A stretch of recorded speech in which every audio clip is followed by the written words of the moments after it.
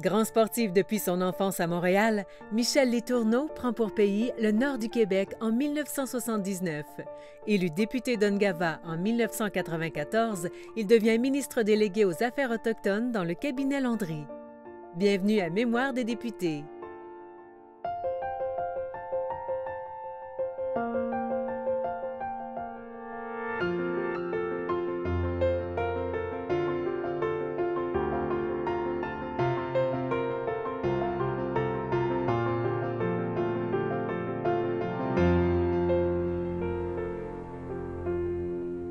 Bonjour, M. Letourneau. Bonjour. Bienvenue à Mémoire de député. Merci à vous.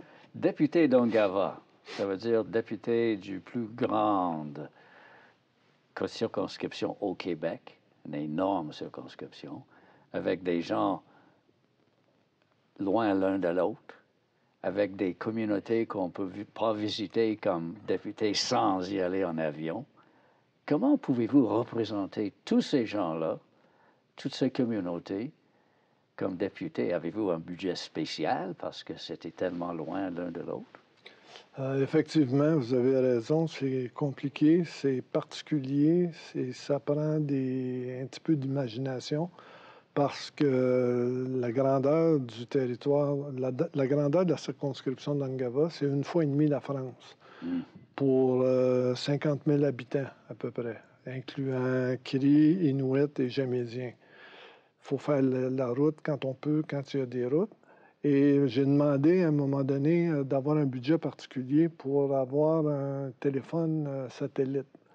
Parce que je me disais, supposons qu'il m'arrive un problème, puis j'ai un accident, puis qu'il est 2 heures du matin, ben, j'aimerais ça appeler à quelqu'un, téléphoner à quelqu'un, puis dire à peu près où je suis rendu. Parce que j'ai vécu souvent ça. Et il n'y avait pas de ressources. Et longtemps, on n'a pas donné suite à cette demande-là. À la fin, à force de ténacité puis de raison, j'ai réussi à faire comprendre à certaines personnes qu'il y a quand même des choses minimales en termes de sécurité qui se passent, qui doivent se passer. Alors, ça fait partie, ça, des éléments. Comme vous dites, aussi, il y a des Cris, des Inuits, des Jamésiens. C'est des enjeux différents, c'est des localisations territoriales différentes, très éloignées. Il n'y a pas de route pour aller chez les Inuits. Alors, ce que je faisais, moi, c'est je faisais beaucoup de téléphones, beaucoup j'entretenais beaucoup les relations avec les chefs des Inuits, les Jamésiens, même en territoire aussi éloigné, ils ont le droit au même service. Mais avez-vous le même budget que d'autres députés de l'Assemblée nationale? Ou non, pas. Maintenant, c'est corrigé. Maintenant, c'est beaucoup mieux. Ce que ça prendrait, je le dis souvent, je l'ai dit souvent aussi, ce que ça prendrait, c'est la même chose que le fonctionnement fédéral, au gouvernement fédéral. C'est rare que j'ai dit dans ma carrière que c'était mieux au fédéral, mais je le dis là, à la blague, évidemment. Par exemple, quand un député part d'Ottawa, puis il fait une tournée du Nord québécois, car Ottawa fait une série de rencontres, il écrit les Inuits, les Jamésiens, et qui prend 1 semaine pour la faire et qui couche, par exemple, en cours de route, puis ça, et qui revient à la fin du périple à Ottawa après 1 semaine, ça compte pour un déplacement. Et ils en ont chacun 62 de mémoire. Dans une année? Dans une année. Alors, j'imaginais que pour moi, qui savais ça, qui connaissait cette situation-là, j'ai essayé longtemps d'obtenir la même chose, ou à tout le moins de sensibiliser les gens qui s'occupaient de ces dossiers-là à la situation. Mais maintenant, je pense que ça fonctionne comme ça. Mais lui, il pouvait venir toutes les semaines, faire tout le tour du comté, et vous, combien de fois par année que vous pouvez aller dans le territoire inuit? Pas beaucoup de fois. Comme je vous disais, j'utilisais les occasions qui se présentaient d'une grande rencontre en quelque part à Montréal pour y aller, pour les rencontrer tous ou faire passer des messages. J'allais à l'Assemblée annuelle de Makivik, par exemple, Oui. à chaque année. Mais si j'y allais, je montais, j'avais un déplacement en avion avec les gens de la municipalité d'Abidjan, par exemple, ou de le Chibougamau-Chapais, qui louait un avion pour aller rencontrer des Autochtones. Alors, on profitait de ça. Vous Mais, quittez des lifts pour aller ici. oh oui, j'ai fait ça toute ma vie. C'est un peu plus, puis je faisais du pouce sur le bord de la route, là. Maintenant, je pense que c'est un peu mieux. Mais c'est pas encore l'idéal pour le député d'Angava. Il y aurait un petit effort à faire là-dessus. Et même vos déplacements Ah oui. entre votre bureau de comté et l'Assemblée nationale, c'était combien de kilomètres, combien de temps? C'est 526 km aller, 526 km retour. C'est pas sur une autoroute non plus. L'hiver, c'est particulier. Mais j'ai fait ça pendant 13 ans. Là, Un petit peu moins. Oui. Parce que je vous dis ça comme ça parce qu'il y a une période où j'ai été nommé ministre. Oui. Et j'avais tellement de... Les gens me disaient, ah ben là, c'est mieux, tu vas pouvoir te déplacer comme il faut, puis tout ça. J'ai passé tellement de temps à conduire que j'étais assis à côté de mon garde du corps, puis j'étais incapable d'être calme, là. C'est-à-dire que tu t'en vas quand tu fais de la route comme ça, tu suis la route, tu lis la route. Ouais. Alors là, moi, j'avais plus le volant, mais je lisais la route pareil comme... ça devait être fatigant pour le garde du corps, là, qui était quand même dû obligé de faire la route à certains égards, là, mais particulier. Ungava, on a déjà parlé des 3 groupes de citoyens, vous venez de les nommer. Comment est-ce qu'on peut représenter les 3 intérêts, sinon plus, de tous ces groupes-là comme députés de façon égale, sans brusquer quelqu'un? C'est difficile.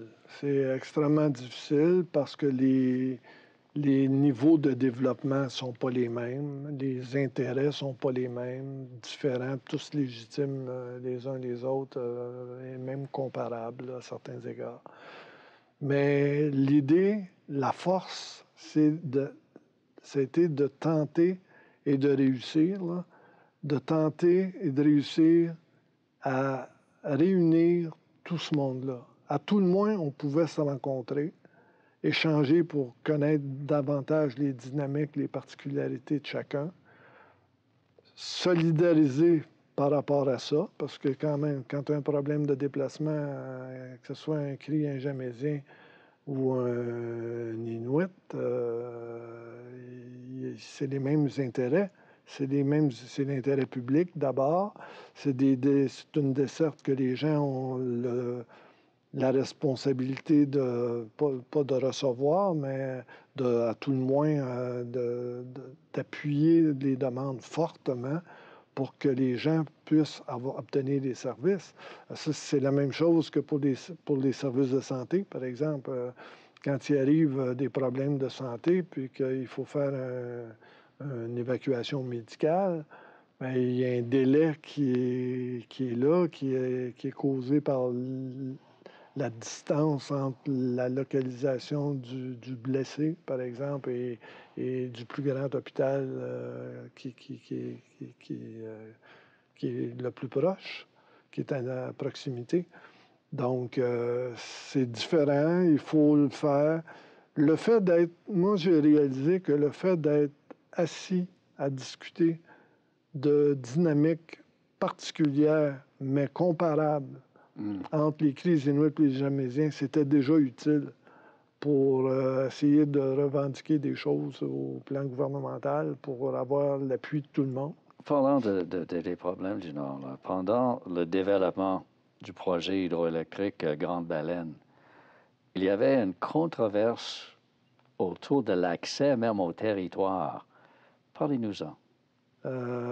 Matagami, il y avait 6 km plus loin que la ville, que la municipalité, un poste, une guérite. Alors là, il y avait des contrôles que les gens appelaient de sécurité.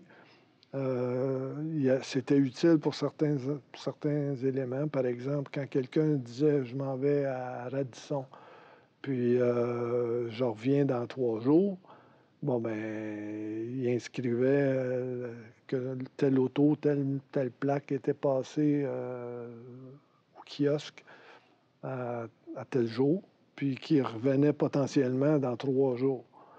Mais entre-temps, il y a eu des notions un petit peu plus serrées de cet accès-là au Oui, territoire. puis qui contrôle l'accès? Bon, il y a eu longtemps une police spéciale, le Service de sécurité publique de la baie James, qui était un corps de police particulier pour gérer le territoire. Il donnait accès, ces gens-là avaient la possibilité de donner ou non accès au territoire. Quelqu'un pouvait se faire refuser le territoire ou dire où tu vas, non, tu n'as pas le droit d'aller là, quitte, puis tout ça. Longtemps, ça a créé de la bisbille. Mais c'est qui avait intérêt à contrôler l'accès? C'est Hydro-Québec qui avait la main haute sur cette activité-là. À un moment donné, les gens de Matagami se sont tannés. Ils ont dit, là, ça va faire. C'est des gens de l'extérieur qui viennent, qui nous décident quand ils ont accès ou non au territoire. Ça ne marche pas. Et il y a même eu des manifestations où les gens ont mécaniquement, là, avec une scie mécanique, là, une scie à chaîne, coupé les barrières en disant c'est bien de valeur, mais c'est pas ce territoire-là, c'est chez nous. Et vous n'allez pas venir nous empêcher d'aller à la pêche ou d'aller à la chasse ou de faire d'autres activités. Parce qu'après, c'est plus jamais réapparu les barrières. Et maintenant, il y a toujours le kiosque qui est là, mais il est fait pour donner, c'est un kiosque touristique. Maintenant, c'est accessible, puis les gens arrêtent pour s'enquérir, par exemple, de c'est quand le plus loin, le village prochain, combien de temps avant qu'on trouve un poste d'essence, par exemple, ou des trucs comme ça. Et en 2001, Bernard Landry devient Premier ministre du Québec. Et il avait le désir d'améliorer les relations avec les Autochtones et aussi, si possible, améliorer leurs conditions de vie. Quel rôle avez-vous joué dans ce début de progrès pour eux? Il faut dire que d'entrée de jeu, que Bernard Landry a vraiment été au cœur de toute cette démarche-là. C'est vraiment une préoccupation qu'il avait depuis longtemps. Il me disait, Michel, explique-moi comment on peut avoir autant de difficultés à avoir des bonnes relations avec les Autochtones quand on est prêt à ne ménager aucun effort pour qu'on puisse organiser ça, puis avoir un développement plus harmonieux. Et moi, je disais tout le temps, c'est pas compliqué. Il faut que tu rencontres le grand chef, à l'époque Ted Moses, le grand chef, et que tu lui expliques, puis qu'il t'explique franchement pourquoi on se retrouve dans cette situation-là. Et à un moment donné, on a fait notre rencontre et on s'est retrouvé à Montréal avec Bernard Landry et deux ou trois adjoints, dont moi. Et en face, Ted Moses avec Roméo Saganache. On se retrouve les deux équipes, les deux groupes. C'est la première fois qu'il y avait quelque chose aussi formel. De formel, puis de particulièrement orienté sur le conflit ou les mauvaises relations qui existaient entre les Cris et les Jamésiens, entre le gouvernement, si on veut. Parce que les Jamésiens ont toujours été pour le développement aussi. Et à partir du moment où les gens se sont parlé de façon assez musclée. Je ne vous dirai pas ce qui s'est dit, je ne vous dirai pas comment ça s'est dit, mais je peux dire que ça s'est passé de façon assez musclée, clairement énoncée. Les gens, Bernard Landry et Ted Moses, ont convenu, suite à cette rencontre-là, que chacun désignerait un porte-parole et qu'il y aurait une démarche formelle d'enclencher pour l'objectif ultime de régler les litiges qui existent entre le gouvernement du Québec et les CRI. Mais en avril 2002, le gouvernement a signé la paix des braves avec les CRI. Et comment est-ce qu'on est arrivé là? Vous parlez d'avoir eu des représentations, des représentants de chaque côté. Mais comment est-ce qu'on est arrivé finalement à une entente? Il a fallu à peu près, pas plus que 6 mois, peut-être au total, pour que la situation soit clairement énoncée. Et la base, c'était le respect. Pourquoi les CRI n'étaient pas capables de se développer, puis il y avait des embûches, selon eux, puis des problèmes majeurs à travailler avec le gouvernement.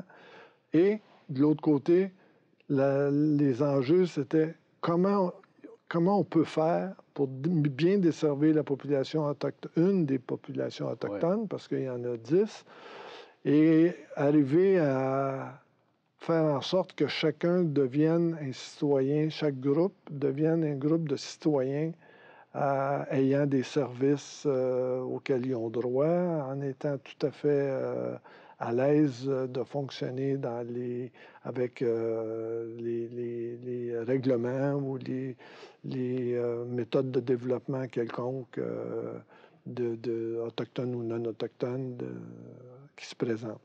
Alors, à partir de ce moment-là, ça s'est fait comme quand on tricote quelque chose. Là.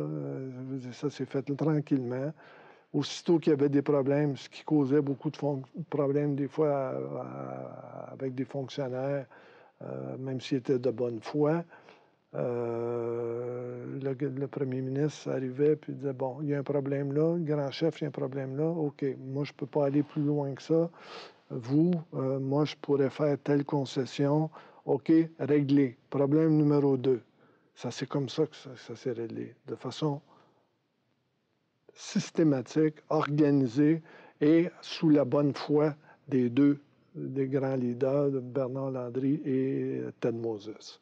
C'est vraiment personne à personne. Là. Personne à personne, proche, pas beaucoup de monde dans l'environnement, mais vraiment articulé avec une volonté de réussir, de régler, de desservir de façon exemplaire autant les CRI que les Jamésiens. Oui, mais ça c'est un règlement entre gouvernement et des gens qui habitent les territoires. Mais entre la signature d'un règlement et la réalité des peuples qui vivent dans le Grand Nord québécois, il y a des fois un décalage.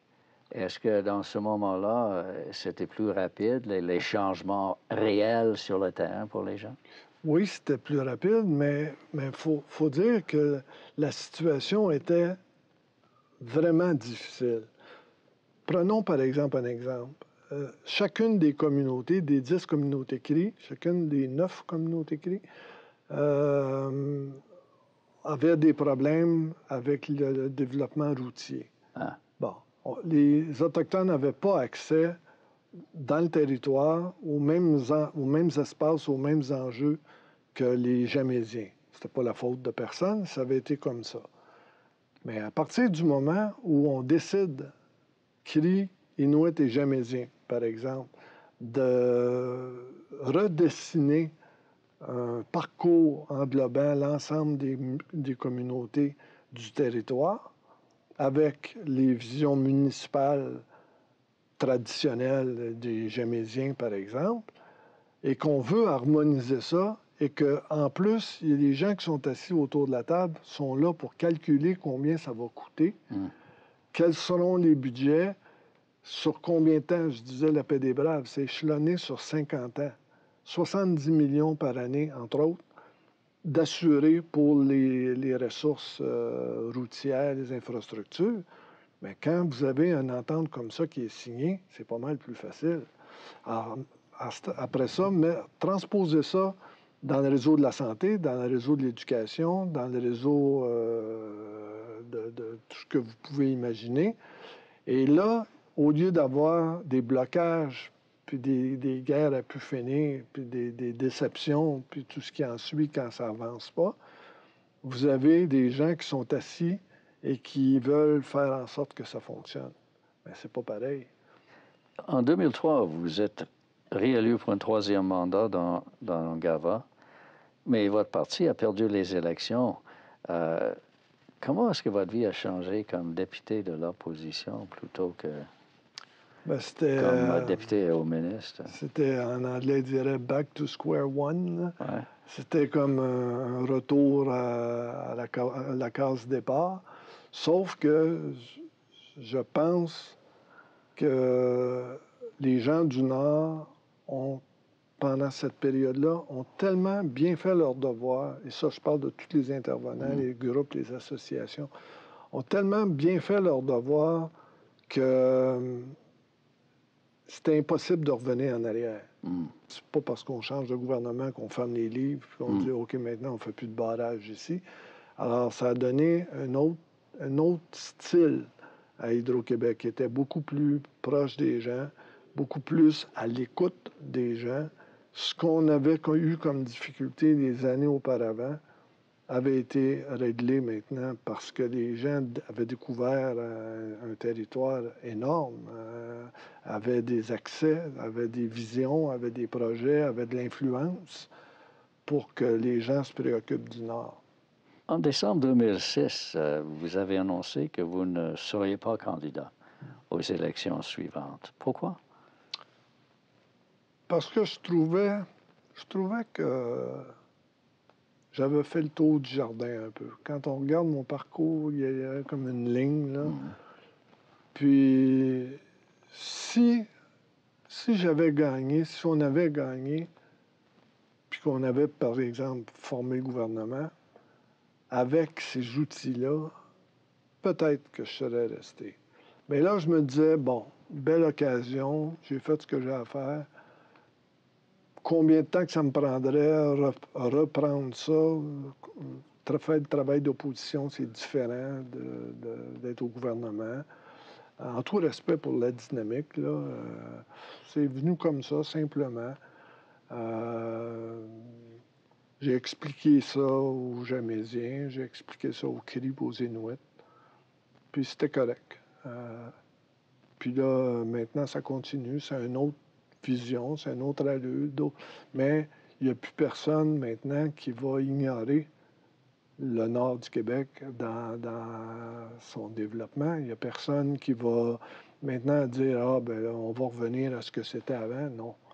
On est inscrit, à mon avis, avec le Plan Nord, dans une démarche ultramoderne de gestion spécifique du développement nordique. Les gens qui s'occupent de ça, les universitaires, je pense à l'Université Laval, je pense aux élus qui ont un lien avec le développement nordique.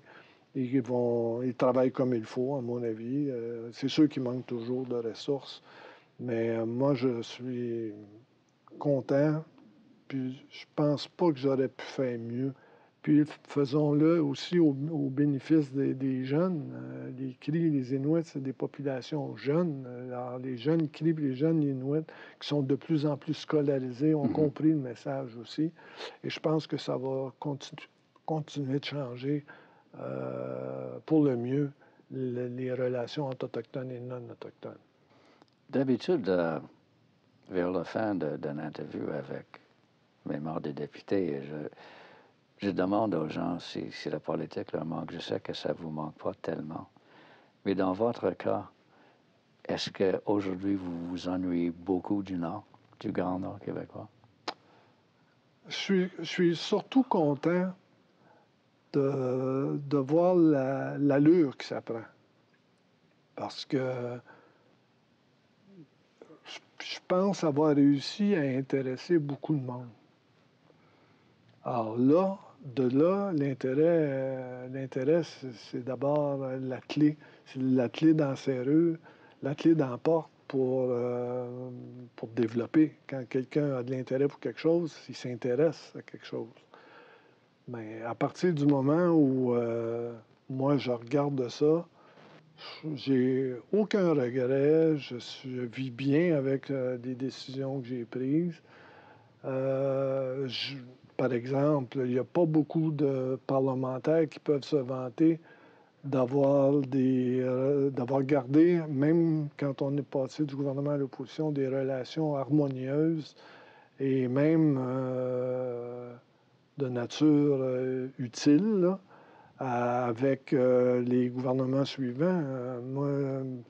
Bernard Landry a été un premier ministre extrêmement important pour le Nord. Je regarde M. Jean Charest quand il était premier ministre. À plusieurs reprises, il m'invitait quand il allait dans le comté, dans la circonscription d'Angava, pour aller visiter ou faire état d'une certaine, je sais pas moi, dynamique qui s'installait, puis essayer de corriger ça. Il me disait Michel, si t'es libre, on t'emmènerait avec nous autres pour aller regarder tel dossier. Vous aviez commencé ce dossier-là, on veut le poursuivre. C'est la même chose avec M. Couillard, qui a eu le même degré d'intérêt envers le développement nordique. Alors, cet intérêt-là, cette préoccupation maintenant que les gens ont, je sens que les gens ont à l'intérieur du Nord, puis à l'intérieur des caucus, concernant le développement du Nord, moi, je pense que, un, ça ne sera plus jamais pareil. Deux, ça va être pour le mieux. Et trois, je pense qu'on est sur la bonne voie. On peut dire qu'entre vous et le Grand Nord, c'est une longue histoire d'amour qui continue, là. Ah ouais, mais jamais comme l'histoire d'amour avec ma blonde. Souvent, on revient à ça, on revient tout le temps à ça. Les gens, mes amis me disent ah, bon, c'est Hélène qui t'a permis de pouvoir y aller, de pouvoir travailler ou pouvoir faire. Non, mais effectivement, c'est une relation professionnelle, fondamentalement professionnelle, d'amour aussi, là. Mais il y a tellement d'affaires à faire. Il y a tellement d'affaires à faire dans le Nord. Puis pour le bien-être du Québec, pour le bien-être des populations, qu'il faut poursuivre. Il faut poursuivre. Puis moi, j'hésite jamais à donner un coup de main à quelqu'un qui vient m'en parler ou qui a besoin d'un coup de pouce, avec plaisir. Merci beaucoup, M. Letton. Merci beaucoup.